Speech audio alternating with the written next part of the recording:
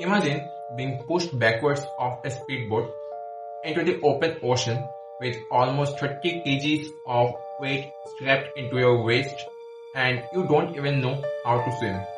That's exactly what happened to me, and today I'm going to take you to the most nerve-cracking and most beautiful and honestly one of the most life-changing experiences I have ever had in my entire life, my first scuba dive in the Andaman Islands. And if you hear this sound, then go on, bend your back, go on, bend your knees, baby, shake it to the max. Will the DJ please turn up the bass to the max? Please just rewind, let me shake it to the max. Shake it to the max. Shake it to the max. Bad man, chill out. Shake it to the Bad man, max. chill out. Please just rewind, let me shake it to the max. Bad man, chill out. Bad man, chill out. Yeah. Bad man, chill out. Bad man, chill out. Bad man, chill out. Yeah. Bad man, chill out. Bad man, chill out. Yeah. Your pussy fat inna your shot. Hey everyone, welcome back to Go with 9x. Now I know this channel is usually about career growth, skills and stepping out of your comfort zone professionally. But today's story is not just about this stepping out of the comfort zone, it's very different in a very literal way. Because if there's one thing this trip taught me, it's that growth doesn't only happen in interviews or LinkedIn. Sometimes it happens 9 meters under the sea, and when you are terrified and you have no choice but to breathe, trust me, the process keeps going. So let's get into it.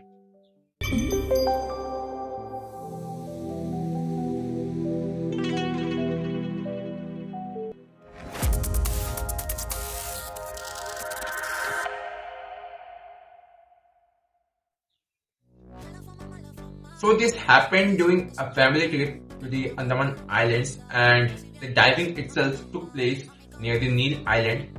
Now getting there was in itself an adventure for me. On the way, the sea road was unexpectedly tough. The waves were much heavier than I expected, and being me, I was busy shooting content and videography footage throughout the ride instead of just sitting still. Big mistake. That combination of rough waves and constantly looking through the camera screen gave me a serious motion sickness. Yeah, I felt I was going to throw up, and yes, somehow I didn't, but honestly that almost made it worse. If you have taking that road, take my advice, don't do what I did, just sit back, look at the horizon and let your body settle. So once we reached the Neil Island, we first had the first point to the Bharatpur beach. I took a short break to recover, but even I was recovering physically, a completely different kind of feeling I was building just inside me, because I was about to attempt something I have never done before. When it was time to register for the scuba dive, I felt this strange mix of emotions, a very unique kind of anxiety. On one hand, I felt genuinely excited, almost special, like I was about to do something extraordinary. On the other hand, I was scared. See, I don't know how to swim, and on top of that, I actually have a mild phobia of being submerged in deep water. So the idea of going under the ocean was just terrifying. I had a friend with me who was also planning to dive at the same spot, but during the health screening and sign up process, he got disqualified because of a pre-existing health condition. So in the end, it was just me alone about to face this fear by myself. Just quick fact for anyone considering this. The minimum age for scuba diving is usually 12 years and the maximum is around 50. Beyond that age, most operators won't allow you to dive, mainly for safety reasons. And that matters too. Now, something I want to clear up, because I used to believe it too. A lot of people think that if you don't know how to swim, you can't do scuba diving. and that is usually a very big myth. Swimming and scuba diving are very different skills. In swimming, you are constantly moving your limbs to skip, upload, and you hold your breath. In scuba diving, you are wearing equipment that manages your buoyancy, your air supply for you. I proved this myself. I don't know how to swim and I still completed the dive. That was amazing. So before anything else, there's a legal safety process you have to go through. First, you sign a consent that a form stating that you are doing this activity of your free will and that if anything happens to you during the dive, the instructors and the diving company are not liable. Yeah, this sounds intense, but it's completely standard procedure everywhere in the world. Along with that, there's a medical declaration form. Questions about conditions like asthma, respiratory diseases, issues, heart conditions, and so on. It's not overly detailed, but it is mandatory, and I really want to stress this. Answer these questions honestly. This isn't just a paperwork, it's genuinely about your safety. And here's something that surprised me. Even after all the forms were signed, the instructors and the guides were still visibly cautious and attentive around me. It was not just actually formality for them, they actually took it very seriously. After that, I came the payment procedure. The standard price at the site was around 4,500. Not something too pricey and not something too low. But since I booked through a travel agency, I got it for about 3,500 rupees. And because of scheduling, it turned out that I was the only one allowed to go for that particular slot. No other family members, just me alone. Once the timing was fixed, I changed into the scuba suit. Basically, you are allowed to keep your own inner clothing on, and over that they put you into a full body wetsuit that fits lightly against your skin.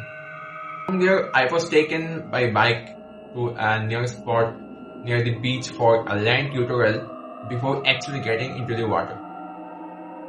On the beach, the instructor started explaining me the basics, the buoyancy, how the oxygen cylinder works, and most importantly, the hand signals.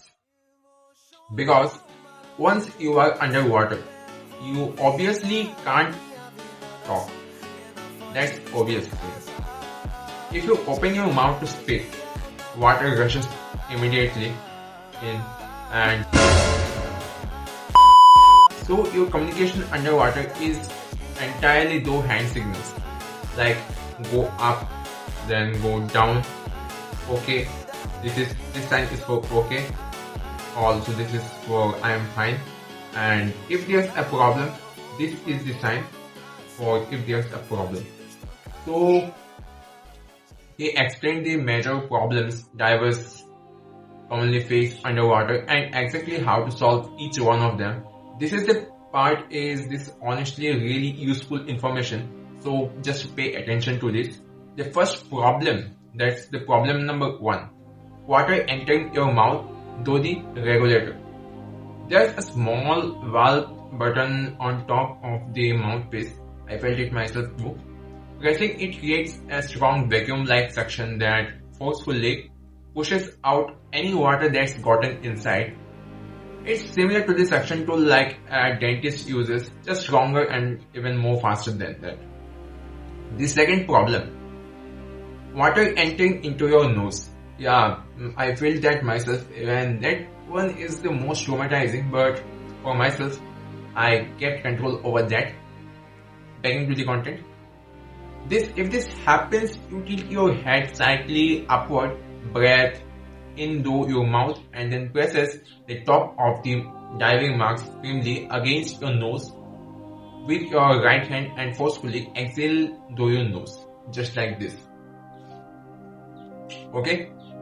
This looks like something even more critical and kind of complex, but this pushes the water back out to the mark seal. Problem number 3 is that, and this is the big one, the air pressure. So the deeper you go, the more pressure builds up on your eardrums, and it can genuinely hurt. The solution is something they call the eclipse method, or what we call it equalizing. You breathe in through your mouth, pinch your nose, shut your fingers, and then try to exhale forcefully through your sealed nose. You will feel a little poppy in your ears, and that's the pressure equalizing and pain relieving almost instantly, like this. Okay? And the most important rule of all, never ever hold your breath underwater. In swimming, we naturally hold our breath in between strokes, but in scuba diving, you must breathe continuously. If you hold your breath while just descending or extending within the water, the pressure difference can seriously damage your lungs. Continuous breathing is non-negotiable. So, after the theory part, I know it was kind of like a lecture, but don't get amazed of it. The next part is even more amazing of the content. After the theory, it was time for hands-on experience. The instructor took me into a mild chest deep water and fitted me with a jacket. The kind of the scuba diving jacket what I was wearing during the scuba dive. That jacket only. A dual function buoyancy control device. Pressing a valve inflates it in with air, almost like a blood pressure cuff, and it doubles as a life jacket on the surface. Releasing the valve lets air out and controls your depth. As a complete beginner, the instructor controlled most of this for me. Thank God. Then with the oxygen cylinder strapped on, I practiced breathing through the mouthpiece with my face submerged for a few minutes at a time. At one point, my body was just floating on its own, completely weightless, without touching the ground. And that alone felt incredible. Of course, I made mistakes. I a few times instinctively tried to breathe through my nose out of habit, and that immediately caused problems because the mask seals your nose completely. Yeah, during the practice time, there's moments that water even went inside my nose. That was kind of part of the practice, but that was fine. So, if you have breath, you have to breathe only through your mouth. It took repeated practice before it started feeling natural. So, out of this, after enough practice, the instructor said it was time for the actual dive. Honestly, in that moment, despite everything I had practiced, I genuinely thought that this might be the I'm not ready for this. The anxiety was real. So there I was put on a speedboat, fully geared up with life jacket, and we there headed farther onto the deep sea to reach our designated diving point. Normally mornings are the best time to dive because the water is calmer out by time. By the time we reached our spot, it was around 11 a.m. Because of the timing, the water level was a bit rougher than the ideal point. Diving deep can typically go up to 18 meters, but in my case, we could only go down up to 9 meters because of these conditions of the weather conditions, the water level, and especially my timing. I was late.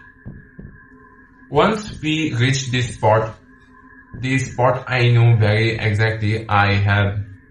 You can see in the screen the exact coordinates where I did the dive. So the crew checked all my gear one final time, checked my pulse and secured the cylinder, and then made me sit backward on the edge of the boat, and then they pushed me back into the ocean. People had told me this exact moment is the scariest part being kicked backward into the open water, but honestly, for me, it turned out to be genuinely fun. Before jumping, they also strapped a weight belt around me, around 4 to 5 weight stones, roughly 30 kilograms in total, to help me to sink and control my buoyancy underwater. The instructor was already waiting below to guide me down. Simply speaking, the process, whatever was done, I was under anxiety, but at last that felt nice and very heartwarming. The moment I hit the surface and started floating, my fear briefly disappeared. The dive itself is about 25 minutes long, since the cylinder's maximum capacity is around 35 minutes. I told the instructor to give me a minute to settle down. After all, my confidence matters too. After about a minute or two, we started descending, and honestly, the views was already stunning. But then the water started entering my mask through my nose, and I could not control it fast enough. That was kind of traumatizing, you know. But so I gave the emergency go up signal. This one signal I gave up for emergency, and within 3 seconds the instructor brought me straight back to the surface. Once I calmed down and confirmed I was okay, I gathered up my courage again and I went back down again. Wow!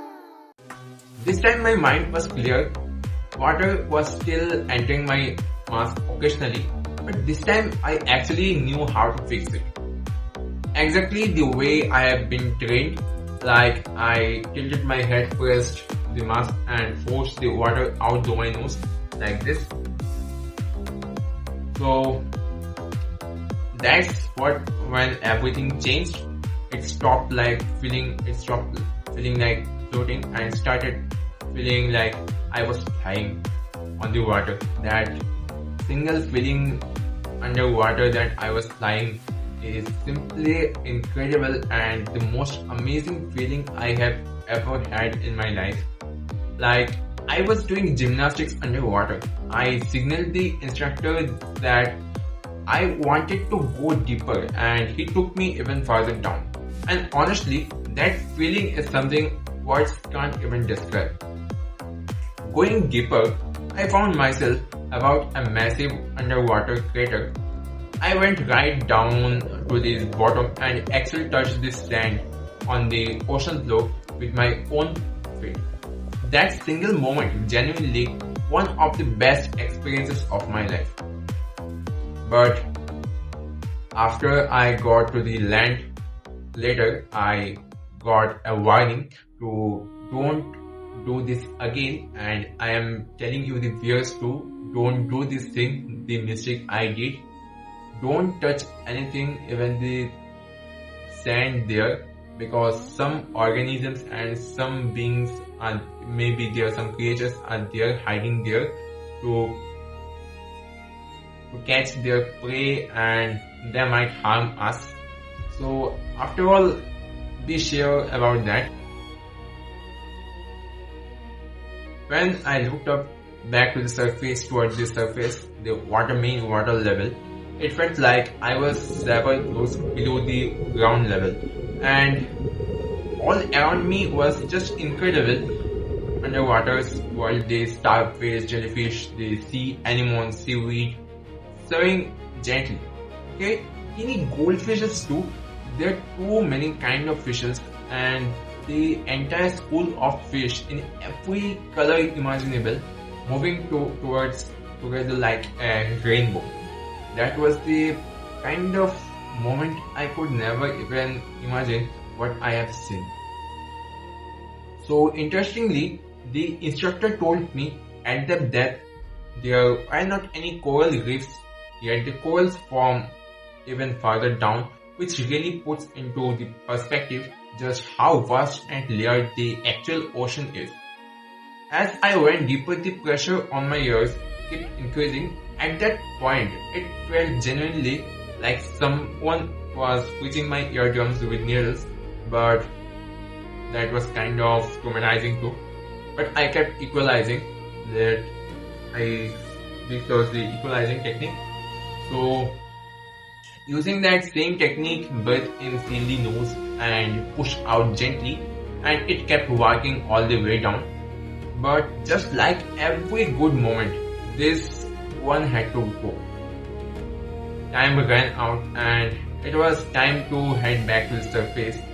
But before backing to the surface, I had some videos and some pictures too. Se la pasan diciendo que soy mala, porque no me aguanto drama de nada. Dime si vienes a mi cama, a mi cama. La fama, mala fama. Se la pasan diciendo que soy mala, porque no me aguanto drama de nada. Dime si vienes a mi cama, a mi cama, a mi cama, a mi cama. Dime si vienes a mi cama, a mi cama, a mi cama, a mi cama. Dime si vienes a mi cama.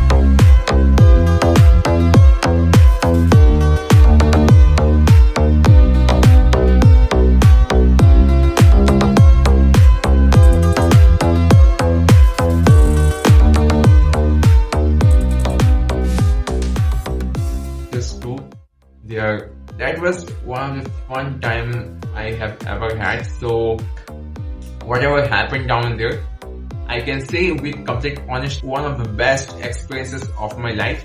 And if I ever get a chance again, I will absolutely do it the second time without a moment of hesitation. So coming back up was its own kind of moment. As soon I reached the surface of the water within the sea, the instructor removed the oxygen cylinder and the valve, unclipped my jacket within the water itself. And for a second, I actually panicked again because I felt a bit abandoned in open water. See, I can't swim. The oxygen cylinder and the life jacket too. The instructor opened it all. It was just a terrifying moment for me, but that's exactly where I found the real lesson. Even though I can't swim, even with a 30 kg weight belt around my waist, my body was floating on its own. The salt water and the physics of buoyancy were literally holding me up. That's when it literally clicked for me, understanding the properties of the sea water in a way no textbook explanation could ever.